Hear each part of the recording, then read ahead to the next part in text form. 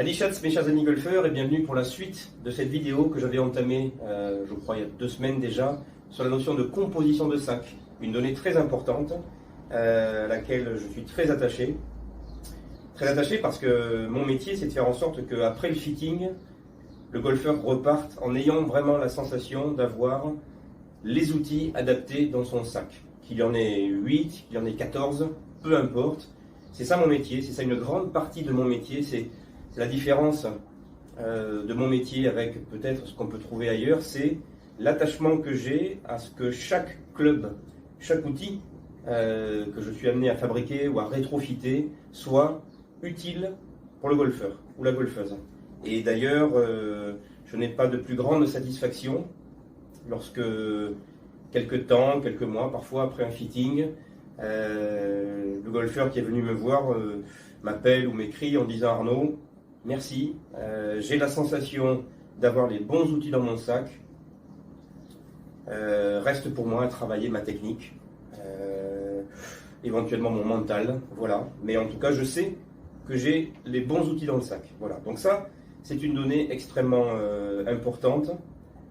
La composition d'un sac va dépendre effectivement de plusieurs paramètres, va dépendre bien sûr du niveau du golfeur, va dépendre du type de terrain sur lequel il joue, et ce, quel que soit son niveau justement.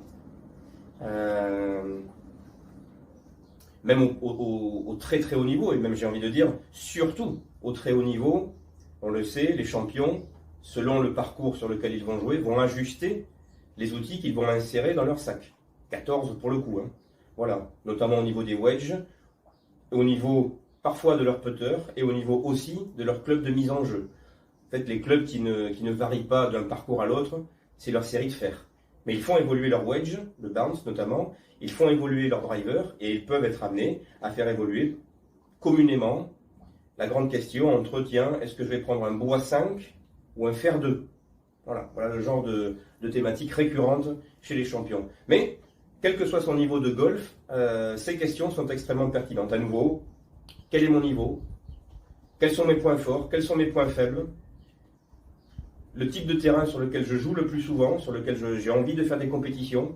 Voilà les questions à se poser, les questions à se poser avec moi, avant et pendant le fitting, pour justement y répondre de la façon la plus précise possible, et à nouveau, s'assurer que le golfeur reparte avec les bons outils dans son sac. Et puis, comme je l'ai déjà dit lors de ma précédente vidéo, mon métier aussi, c'est de toujours me positionner à moyen, à long terme, en me disant, voilà, ce golfeur repart certes avec 8 ou 9 clubs et non pas 14, mais je sais que dans 6 mois, dans 1 an, on va faire évoluer sa série, on va faire évoluer son sac et on va le compléter. Ça, c'est une donnée, je pense, très importante à prendre en considération. Alors dans cette vidéo, je vais parler finalement des clubs qui viennent s'insérer après votre série de fer, c'est-à-dire finalement le choix qu'on a entre des hybrides, des bois de parcours, des driving iron, j'en tiens 2 entre les mains, et bien sûr le driver. Alors, je vais commencer par l'hybride. Je vais vous parler des hybrides un petit peu. Bon, l'hybride, très sincèrement, après ces 10 années, je considère que c'est la plus grande invention, la plus grande révolution technologique de ces 20 dernières années. Parce que l'hybride a donc été inventé au début des années 2000 pour remplacer les longs fers devenus, enfin en tout cas, on savait déjà que c'était des clubs difficiles à jouer. Donc la vocation première de l'hybride a été de remplacer les longs fers. Fer 5, fer 4, fer 3. D'ailleurs, progressivement, ont disparu des sacs des golfeurs. Et parce que l'hybride, effectivement, son nom l'indique, hein, un hybride, un mix entre un bois de parcours et un fer. Et la première réflexion que je peux me faire au bout de ces 10 années, c'est de constater que oui, l'hybride est un club très facile à taper pour la grande majorité des golfeurs, qui permet de générer des distances assez facilement. J'en ai eu encore la preuve lors de mon dernier fitting il y a 3 ou 4 jours, où je voyais un golfeur 2 ans de golf qui avait énormément de mal avec son fer 6. Dès que je lui ai passé un hybride 5, parce qu'il n'avait pas d'hybride dans son sac, je lui ai passé un hybride 5. Sur 10 balles, je crois qu'il en a raté une. 9 balles faciles, qui ont généré, je ne sais plus, 140, 150 mètres sans problème. Donc c'est pour ça que l'hybride a été inventé, de par son centre de gravité, de par ses matériaux, mais de par aussi, et ça c'est très important, le fait que l'hybride a été conçu avec une longueur du fer qu'il est censé remplacer. Autrement dit, un hybride 5 devrait faire la longueur d'un fer 5.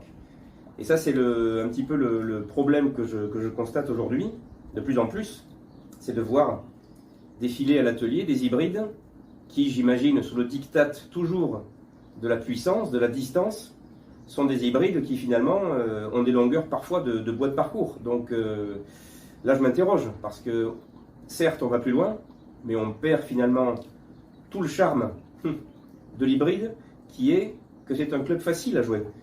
Moi, je veux dire, j'ai un hybride dans mon sac, je l'appelle le couteau suisse, et je ne vais pas le lâcher celui-là. Mais c'est un hybride 4, hybride 4, de 25 degrés de loft. Bon, ben c'est un hybride 4 qui fait la longueur d'un fer 4. Et ce club, je m'en sers essentiellement. J'ai un fer 4 aussi dans mon sac. Donc, c'est deux outils différents. Ce club, je m'en sers lorsque je ne peux pas sortir le fer 4 ou le fer 5. Lorsque j'ai les pieds en pente, lorsque j'ai des lies difficiles, lorsque je dois faire des balles très hautes, parce qu'un hybride fait des balles beaucoup plus hautes qu'un fer à loft équivalent. Lorsque j'ai des longues sorties de bunker à faire, parce qu'il y a beaucoup plus de bounce que sur un fer. Voilà, c'est un club extrêmement polyvalent, extrêmement versatile. On peut faire des chips avec aussi, hein, sans problème, des longs chips. Donc voilà, ça c'est le premier constat que je fais. Il est dommage que certains fabricants, sous le diktat de la distance absolue, proposent aujourd'hui des hybrides qui finalement sont presque aussi longs que des bois de parcours. Et donc, je ne vois pas l'intérêt de ça. Tout le charme d'un hybride est d'être facile à taper tout en ayant la longueur du fer qu'il est censé remplacer. La deuxième chose très importante à dire sur les hybrides, c'est le choix qui se pose lorsqu'on vient effectivement à insérer un voire deux hybrides dans son sac. Et là, ce que je peux vous dire, c'est que on en revient à ma première vidéo où je vous parlais de l'importance des specs de vos clubs, connaître les lofts notamment de vos clubs. Attention, lorsque vous choisissez un hybride, à ne pas finalement regarder tellement le numéro qui est écrit sous la semelle ou qui est écrit sur la tête de club, 4, 5, 3. C'est le loft qu'il faut regarder, parce qu'il y a des écarts assez importants selon les fabricants. Et oui, donc le choix d'un hybride doit se faire en fonction du loft de votre dernier fer, de votre fer le plus long. Autrement dit, si vous arrêtez un fer 6 qui, admettons, fait, je ne sais pas, 28 degrés de loft, eh bien derrière, si vous voulez insérer un hybride, ce n'est pas tellement le fait d'insérer un hybride 5 ou un hybride 4 qu'il faut se poser comme question, c'est de se dire, ben voilà, j'ai un fer 6 qui fait 28 degrés de loft, eh bien, il me faudra un hybride qui fasse, je dirais, 24 ou 25 degrés de loft maximum. Vous voyez ici, ça correspondrait à mon hybride 4 de chez Wishon. Mais l'hybride 4 de chez Ping ou de je ne sais quoi ne fera sans doute pas 25 degrés de loft. Voilà, donc soyez attentifs à ça lors du choix de votre hybride. Alors, troisième chose à dire ici, c'est plutôt le match entre... ici, je m'adresse plutôt quand même aux bons, très bons joueurs. Le match entre l'hybride et le driving iron. Bon, ici, j'en tiens deux. Le Vega Mizar Max que je joue, face en titane, que j'aime beaucoup. Et ici, j'ai un Wishon que je viens de construire pour un très bon joueur, qui fait 18 degrés de loft.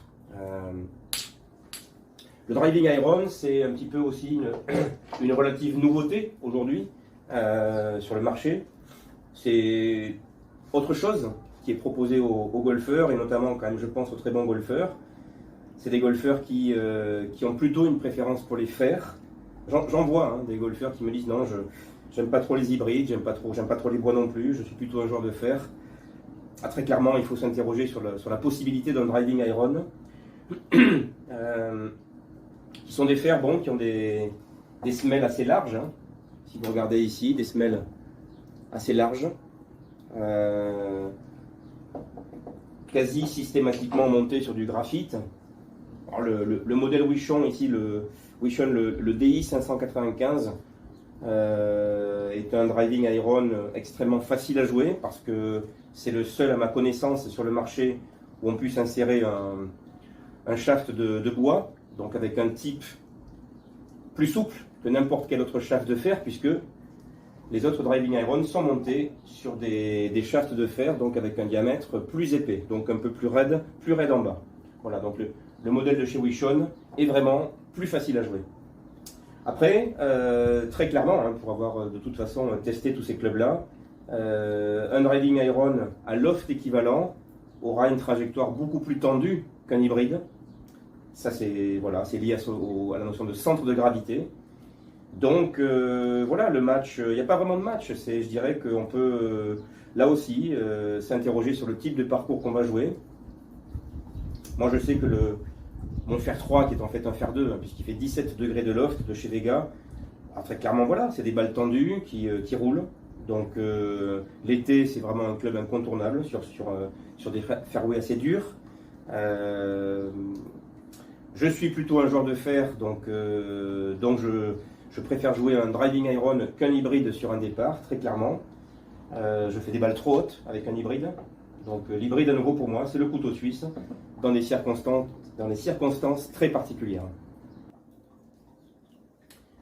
Alors ensuite, 2 mots sur la notion de bois de parcours.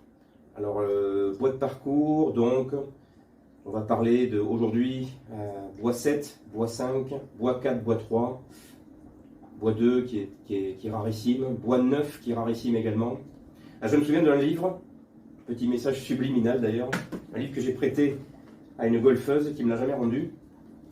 C'est dommage, je l'aimais bien ce livre. C'était un livre en anglais qui s'appelait Golf for Women, oui, Golf for Women, le golf pour les femmes. Et je sais que dans la section matériel de golf pour les femmes, il y avait cette phrase qui m'a marqué, un livre des années 80, hein, une phrase qui disait que toute femme devrait avoir dans son sac un bois 7. Et plus que jamais, cette phrase est tout à fait véridique, au bout de 10 ans d'activité. Et c'est pourtant des bois qui sont assez rares, mais et j'ai envie de... Ce que je voulais dire, pardon, c'est que cette phrase est juste aussi pour beaucoup d'hommes. Et combien de bois 7 j'ai monté pour des seniors qui étaient assez réfractaires hein, au départ à cette idée. Toujours cette image, un bois 7 c'est pour les femmes, c'est pour les papis. Mais en fait, d'une facilité incroyable quand on l'a essayé. Et j'ai envie de dire même, quand j'y pense, le bois 7 c'est mon best-seller pour les seniors. Des hommes des golfeurs qui ont pour certains un très bon niveau. Hein. Ça rate pas. Arnaud, ce bois 7 il est merveilleux, il est fabuleux. Est-ce que tu peux me construire un bois 4 derrière? Systématique. Le bois 7 de chez Wishon, le modèle 929 HS. Oui, un bois de parcours extrêmement facile à jouer. Et donc sur les bois de parcours, voilà. Là ici, de toute façon, c'est une thématique que j'ai déjà abordée. Même avec mon cas personnel, j'ai fini par intégrer un bois 3 dans mon sac, mais combien de temps m'a-t-il fallu pour me dire bon allez fais-le? Parce que très clairement quand je vois des golfeurs amateurs, des golfeurs de 2, 3 ans, voire 4 ans de golf, qui ont un bois 3 dans leur sac, je me pose toujours la question et je leur pose mais vous arrivez à le taper ce club? Certains sont honnêtes, disent non effectivement je n'arrive pas à le taper, ou alors sur tee bien sûr, hein. Mais c'est pas ce que je voulais dire. Moi c'est est-ce que vous arrivez à taper un bois 3 sur parcours, sur herbe? Et donc bon, et certains, je pense, non, ne se rendent pas compte. Et quand je leur fais essayer soit un hybride, soit un bois de parcours avec un loft plus élevé, bois 4, bois 5, voire bois 7, c'est la révélation. Qu'est-ce que c'est facile à taper. Donc voilà, ça c'est vraiment la première chose que je voulais dire. Moi, j'ai rien contre les bois de parcours. Ce sont des clubs rallongés, donc ils sont pas évidents à jouer. Il faut, selon moi, les jouer dans des conditions idéales, c'est-à-dire les pieds relativement à plat, sur une herbe qui permet de bien glisser sous la balle, surtout pas dans des lies difficiles. Le rough, on oublie. Mais de là à taper un bois 3 de 15 degrés de loft pour des golfeurs qui n'ont ni la vitesse de club, ni la technique pour jouer ce type de club, là très clairement je suis dubitatif. Donc c'est vraiment le premier message que je voulais faire passer ici. Si vous n'arrivez pas à taper ce bois 3 qu'on vous a mis dans le sac, j'ai envie de dire c'est normal. C'est normal, je le constate sans arrêt. Et je ne pense pas quand même avoir une palette de golfeurs atypique. Hein. Tout type de golfeurs ou de golfeuses viennent me voir en fitting. Des débutants, des joueurs intermédiaires, des bons joueurs. C'est vraiment les clubs où il faut être extrêmement prudent dans leur sélection. Et ici, plus que jamais, par rapport à cette idée de on démarre avec un bois facile, donc prenez un bois 7 et on se revoit dans 6 mois. Si dans 6 mois vous me dites Arnaud, fabuleux ce bois 7, il est génial, j'en voudrais un deuxième avec un loft plus fermé, ok, pourquoi pas, on se posera la question. Mais démarrer d'emblée avec un bois 3 dans le sac, je suis extrêmement dubitatif, ça n'engage que moi. Voilà, ça n'engage que moi. Il y aura toujours des golfeurs pour vous dire que non, que c'est très facile à jouer. Je n'en ai quasiment jamais vu en 10 ans de fitting. Conclusion, le driver.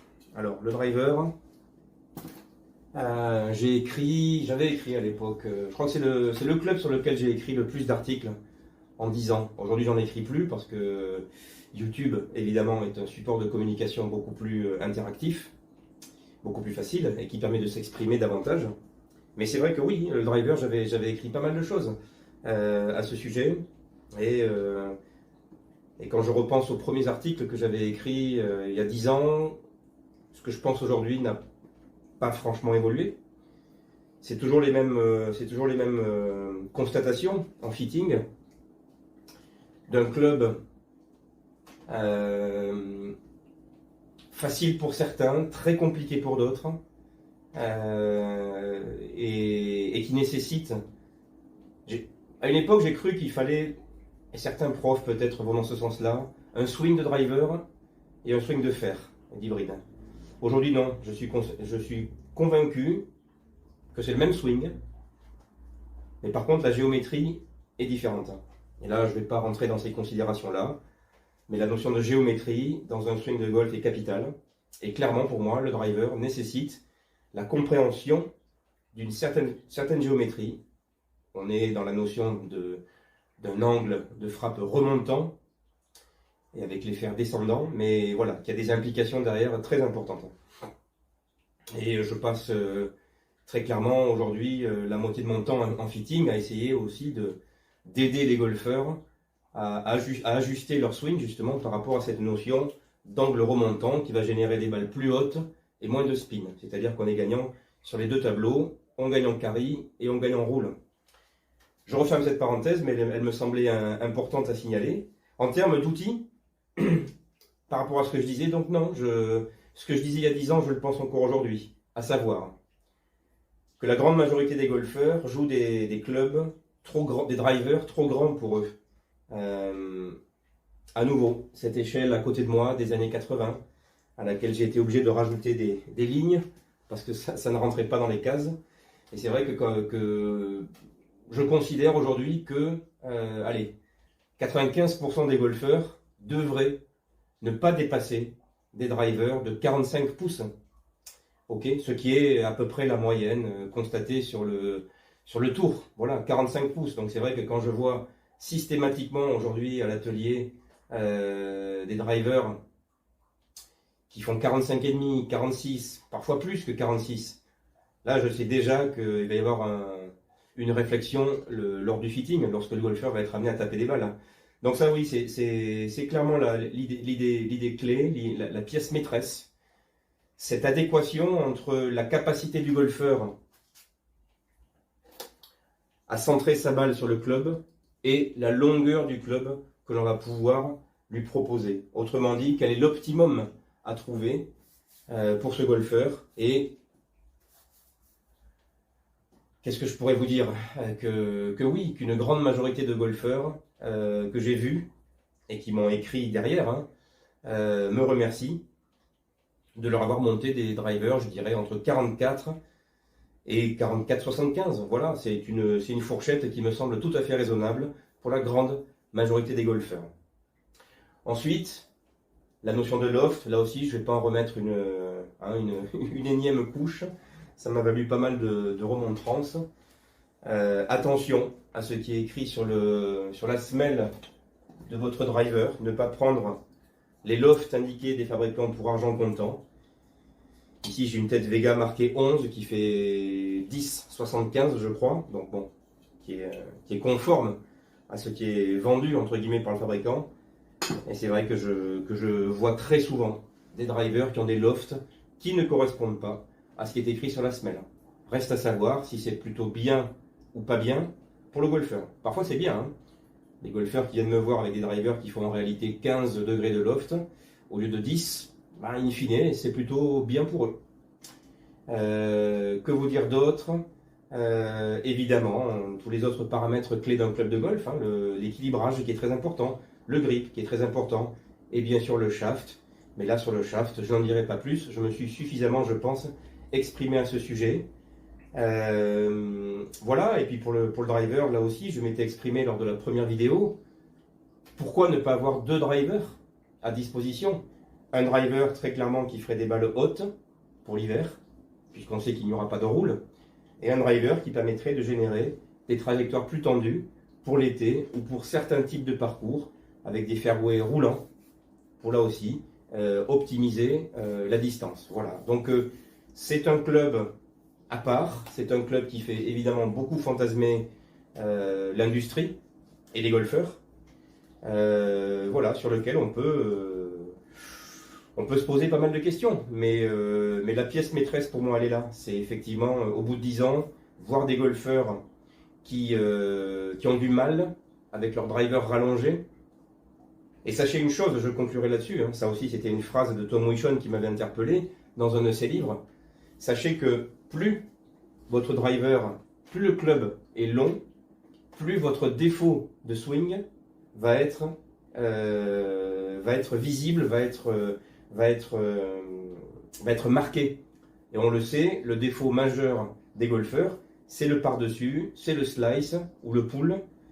Ben, sachez qu'avec un driver de plus de 44 pouces, ce défaut va être encore plus marqué. Parce que la grande majorité de ces golfeurs-là, justement, perdent encore plus le contrôle de leur tête de club dans l'espace et augmentent ce défaut. Donc ça, c'est quand même une réflexion très importante. Toujours le match entre est-ce que je préfère perdre peut-être un petit peu de vitesse de club avec un driver rallongé, mais in fine, si je minimise, voire si je corrige mon défaut de slice et que je trouve beaucoup plus souvent le fairway, est-ce que je ne serai pas gagnant à l'arrivée? La réponse, je vous laisse la méditer. Pour moi, elle est absolument évidente. Donc ça, c'est très important. Très important. C'est un outil qui, oui, est fait pour optimiser, pour maximiser la distance. Mais attention, c'est quand même le club dont on se sert quasiment sur tous les par 4, tous les par 5. Donc ça fait beaucoup de mise en jeu à l'arrivée. Et donc attention à ne pas se tromper avec ce club et à essayer de trouver le juste milieu entre la distance et le contrôle de ce qu'on veut faire. Parce que, in fine, on va se retrouver dans le cas de beaucoup de golfeurs qui viennent me voir en fitting, qui me disent Arnaud, je ne joue plus mon driver parce que de toute façon, j'en mets partout. Je n'arrive pas à mettre des balles sur le fairway. Et quand on joue à la cano, quand on joue sur des clubs où à droite ou à gauche, très clairement, on est parti pour à minima un bogey, c'est sûr qu'on a envie au bout d'un certain temps de ranger ce club dans le sac et puis on part avec ce qu'on peut, on part avec un hybride, on part avec un bois de parcours et c'est dommage parce que il suffirait juste d'une certaine adaptation de ce club pour que le golfeur retrouve le fairway et retrouve un grand plaisir de jeu, très clairement. Moi je considère aujourd'hui, certes avec mon niveau, certes avec mon entraînement, mais pour moi c'est le club le plus facile à jouer dans le sac, hein. Donc ah oui. Mais voilà, mais parce que je sais que le driver que j'ai dans mon sac, je le maîtrise, je le contrôle. Il m'arrive de le lâcher, mais quand je le lâche, c'est parce que je suis fatigué, que parce que j'ai perdu mon focus. Mais sinon, quand je suis bien, il n'y a aucun problème. J'ai pas plus de mal à jouer mon driver sur tee que de jouer un bois 3 ou un hybride, hein. C'est pareil. Donc voilà, club très important, mais l'idée clé, c'est voilà, ne vous en dégoûtez pas. Et si vous en êtes dégoûté, posez-vous les questions que je viens d'évoquer dans cette vidéo, et je pense que vous aurez déjà la grande majorité des réponses. À très bientôt pour une prochaine vidéo, et merci de votre attention.